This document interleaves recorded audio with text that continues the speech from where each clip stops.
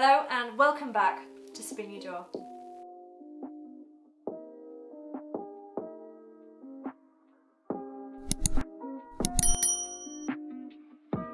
We had a fantastic night of fights over on BT with Frank Warren, and this is, in my opinion, the first card I felt as if there was some real build-up and some excitement about. Of course, I think we were all very excited to see Anthony Yarde back in the ring after a year out. Spelman, another very tough fighter in and out of the ring. I've got a massive respect for Spelman. We also had Ekko Essuman, who is another household name in boxing, especially if you've ever lived in Nottingham. Let's get into it. First fight of the night, we had Ed Harrison versus Mohammed Ali.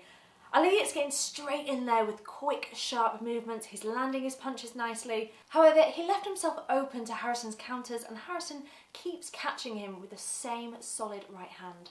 I found Harrison a very rough, exciting boxer to watch, and in comparison to Ali's clean, sharp technique. Second round in, Harrison's got a good guard and he's still catching Ali with some lovely combos. I felt like Harrison was really starting to take charge, and in many moments when Ali had him backed up on the ropes and he was, in trouble, he was able to flip it so that it was then Ali who was on the ropes in trouble. Smart guy, smart guy. I thought by the third round Ali had started to tire. He wasn't landing those clean shots that he had been in the first and second round. For me, Harrison remained the aggressor throughout all 4 rounds. A competitive fight resulting in 39-37 to Harrison. However, it wouldn't be boxing without a little bit of drama. What did you guys think of this situation? For your winner, and still undefeated, Mohammed, the chosen one, Bilal Ali. Well, I think there's been a mistake there. No, that's not correct. And for your winner, Ed Harrison. I'm really glad that the referee put this situation right. Next up, we had Joshua Frankham versus Kev McCauley. I'm sorry, Frankham's ring walk song just had me bopping away in my seat. Like, what a tune. What I've never expected for a ring walk song, but I enjoyed it. Good choice, Josh. McCauley is an experienced journeyman who's really gone through all of the paces, so this was never going to be an easy fight. Great first round for them both, Frankham getting some beautiful combinations in, McCauley struggling to really catch him. Frankham's got a lovely reach, he looks steady in his footwork, but he's leaving himself open quite a bit when he's trying to find his range. McCauley was able to hold his own throughout, working his mid and long ranges. He kept working, kept on him, and he's just a really durable fighter. This moment did get me though. Please cue the romantic music.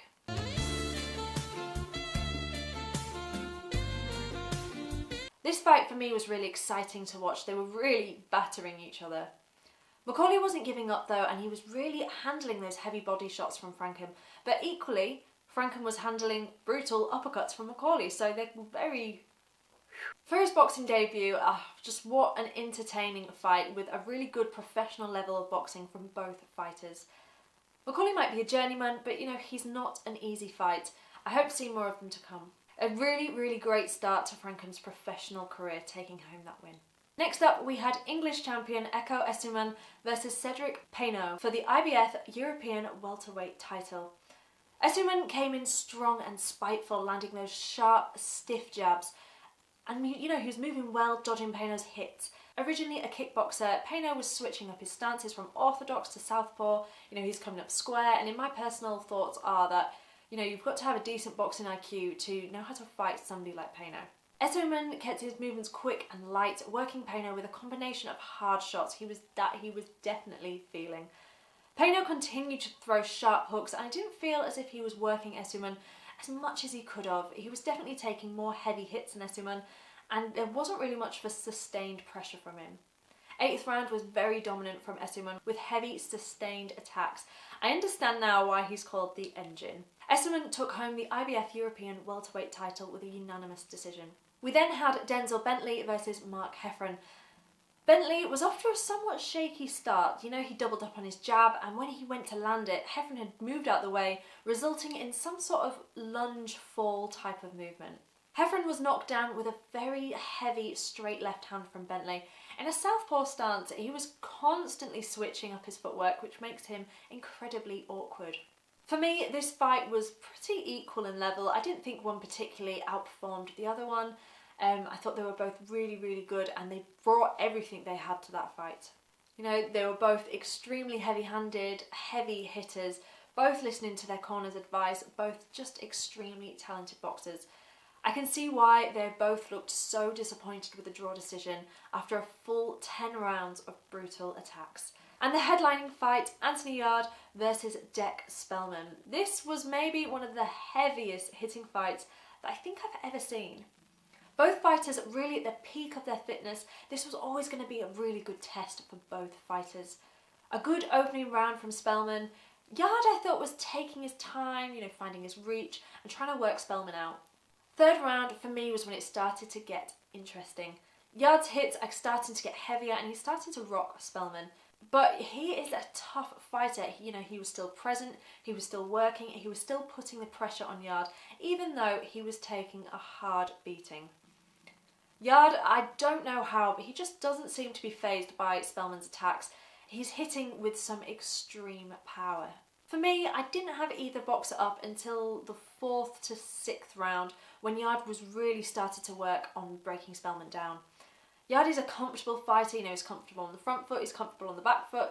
He doesn't mind where he is on the ring and he just gets on with it. 6th round, Yarde had put himself well and truly into 6th gear.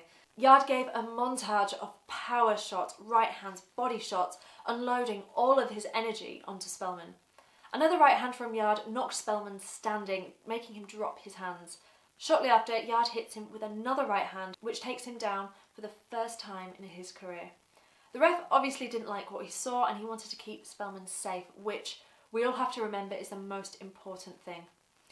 I think Spellman could have carried on, but Yarde would have continued with that same amount, if not more, pressure, and it was only a matter of time before Spellman got really hurt if round 6 was anything to go by. Both really great fighters. Spellman is a tough fighter and, you know, he really did himself proud. Just overall a brilliant fight from them both.